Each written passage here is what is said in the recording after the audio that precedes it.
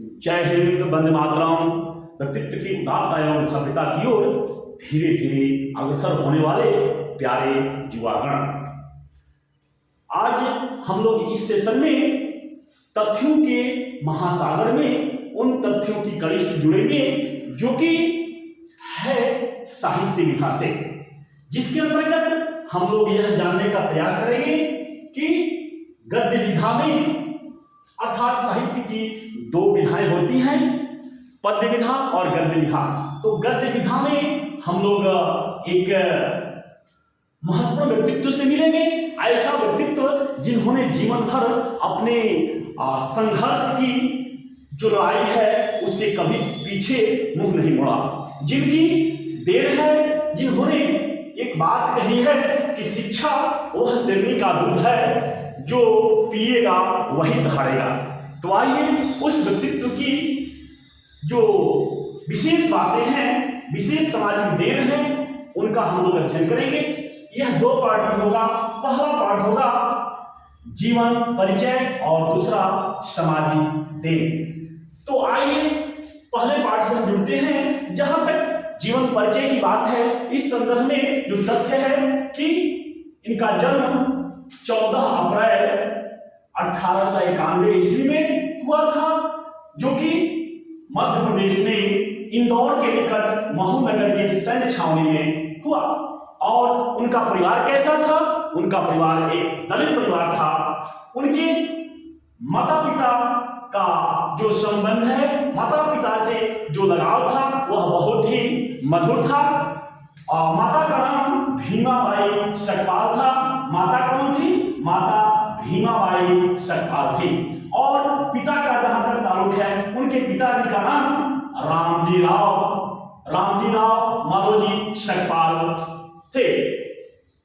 जहां तक पैतृक गांव के संदर्भ में तथ्य है, तो इस संदर्भ में उन तथ्य आता है कि महाराष्ट्र के रत्नागिरी जिले में मंडलगढ़ तहसील के अंतर्गत अमरावेड़े में उनका लगाव रहा है।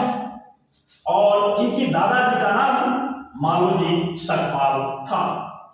तो माता पिता की जहां तक जो नंबर में संतान की बात है, अर्थात इनकी जो ये क्या होता है, यह अपने भाई बहनों में सबसे छोटे थे। अर्थात माता पिता के ये 14वीं संतान थे, अंतिम संतान यही थे। इनकी ये 9 भाई थे और 5 बहन, अर्थात 5 बहनें और 9 भाई थे। जहां तक शिक्षा दीक्षा की बात है, तो शिक्षा दीक्षा के संदर्भ में प्रारंभिक जो इनकी शिक्षा हुई, प्रारंभिक शिक्षा इनकी घर पर ही हुई। और घर पर जब ये प्रारंभिक शिक्षा प्राप्त कर लिए, विषम परिस्थितियों से जूझते हुए, तब इन्होंने उच्च शिक्षा प्राप्त करने की जो लालसा व्यक्त की, तो इनके सहयोग करने के लिए बड़ौदा नरेश का सहयोग मिला। और बड़ौदा नरेश के सहयोग से ये जो है सो न्यूयॉर्क अमेरिका जाते हैं, अमेरिका में रह करके उच्च शिक्षा प्राप्त करते हैं। और उसके बाद से फिर वहां से लंदन चले जाते हैं, वहां शिक्षा प्राप्त करके अपने व्यक्तित्व की उदारता एवं भव्यता में 4 चांद लगाते हैं। और ये अपने व्यक्तित्व को कैसे बहुमुखी प्रतिभा के व्यक्तित्व कहलाते हैं। भीमराव अम्बेडकर को बहुमुखी प्रतिभा का धनी कहा जाता है, क्योंकि भीमराव अम्बेडकर के अंदर जो भी व्यक्तित्व थे, जो भी ज्ञान थे, वे बहुआयामी थे। बहुआयामी का मतलब है कि डॉक्टर भीमराव अम्बेडकर इतिहास मीमांसक भी थे, विधि वेता भी थे, अर्थशास्त्री थे, समाजशास्त्री थे, शिक्षाविद तथा धर्म दर्शन के व्याख्याता भी थे। अर्थात एक साथ डॉक्टर भीमराव अम्बेडकर इतने गुणों को धारण किए हुए थे: इतिहास मीमांसक, विधिवेता, अर्थशास्त्री, समाजशास्त्री, शिक्षाविद तथा धर्म दर्शन के व्याख्याता। तो इस तरह आप इनकी जीवन परिचय से संबंधित और व्यक्तित्व से संबंधित विशेषताएं जो हैं उनसे आप जुड़े। अब आप जुड़ेंगे जो दूसरे भाग के संदर्भ में है सामाजिक और राजनीतिक योगदान। जहां तक सामाजिक और राजनीतिक योगदान की बात है तो इन्होंने समाज में अछूतों, स्त्रियों और मजदूरों को मानवीय अधिकार एवं सम्मान दिलाने में अहम भूमिका निभाई। जहां तक अछूतों की बात है तो अछूतों को सम्मान दिलाने के लिए जीवन भर इन्होंने संघर्ष किया। आप आगे जानेंगे, समझेंगे कि भीमराव अंबेडकर ने अछूतों के कल्याण के लिए क्या नहीं किया।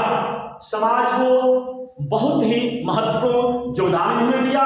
कई अपनी ज्ञान के बदौलत कई ऐसी रचनाएं भी लिखे जो समाज को अत्यधिक प्रभावित करते रहे। जहां तक रचनाओं की बात है अर्थात समाज के लिए जो साहित्यिक देने हैं, समाज के लिए जो साहित्यिक देन की बात है, इस संदर्भ में जो महत्वपूर्ण तथ्यों की कड़ी है वह उनकी रचनाओं से संबंधित है।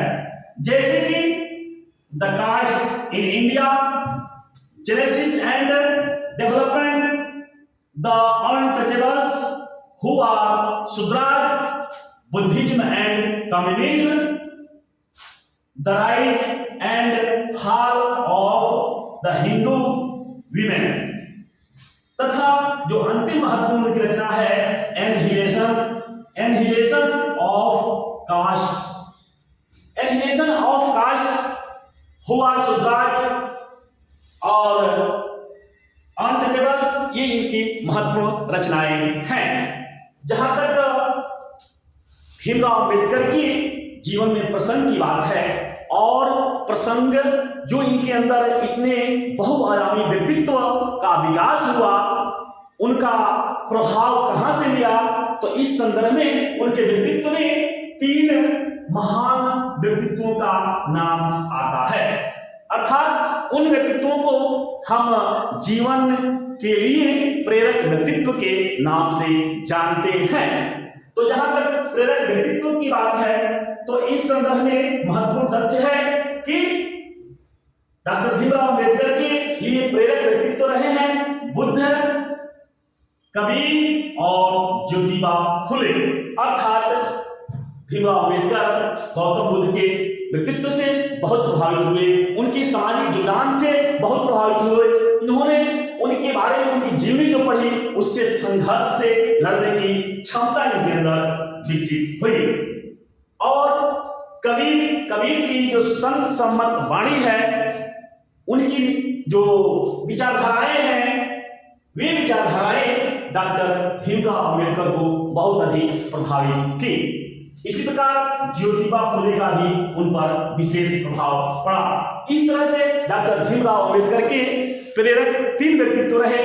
3 व्यक्तित्व, पहले बुद्ध रहे, दूसरे कबीर जी और तीसरे ज्योतिबा फुले। जहां तक श्रम इनकी महत्वपूर्ण रचनाओं में विशेष समाज के योगदान की बात है, उस संदर्भ में डॉक्टर भीमराव अंबेडकर ने अपनी जाति भेद का उच्छेद अर्थात जो भी इन्होंने रचना लिखी थी annihilation of caste, annihilation of caste का हिंदी जो रूपांतरण किया गया है वह है जाति भेद का उच्छेद, जाति भेद का उच्छेद। इसके जो किंचित संपादन के साथ इन्होंने जो भी रचना लिखी जो 10वीं वर्ग के विद्यार्थियों को पढ़नी है, श्रम विभाजन और जाति प्रथा। श्रम विभाजन और जाति प्रथा इसी एनहिलेशन ऑफ कास्ट से लिया गया है, जिसका हिंदी रूपांतरण है जाति भेद का उच्छेद। तो इस पाठ में अर्थात श्रम विभाजन और जाति प्रथा में क्या बातें कही गई हैं, विशेष करके इसमें समाज के लिए जो बातें कही गई हैं वे जाति प्रथा के विषमता पूर्वक सामाजिक आधारों, रूढ़िगत पूर्वाग्रहों और लोकतंत्र के लिए और स्वास्थ्यकर प्रकृति पर भीमराव अंबेडकर जी का दृष्टिकोण इस पाठ में द्रष्टव्य है। और इसमें उन्होंने लोकतंत्र के लिए क्या आदर्श रूप होने चाहिए, लोकतंत्र की आदर्श परिकल्पना क्या होनी चाहिए, उसको इन्होंने बखूबी रूप से दिया है। अपनी बौद्धिकता के बल पर, अपने समृद्ध व्यक्तित्व के आधार पर इन्होंने जो लोकतंत्र की परिकल्पना की है वह द्रष्टव्य है। तो आगे हम देखेंगे उन तथ्यों की महत्वपूर्ण कड़ियों से जुड़ेंगे जो कि श्रम विभाजन और जाति प्रथा के महत्वपूर्ण तथ्यों से होगा। तो आइए उससे हम जुड़ते हैं, उनके महत्वपूर्ण तथ्यों से, उनके महत्वपूर्ण अनुच्छेदों की कड़ियों से, जिसमें महत्वपूर्ण तथ्य समाज के लिए मिलेगा।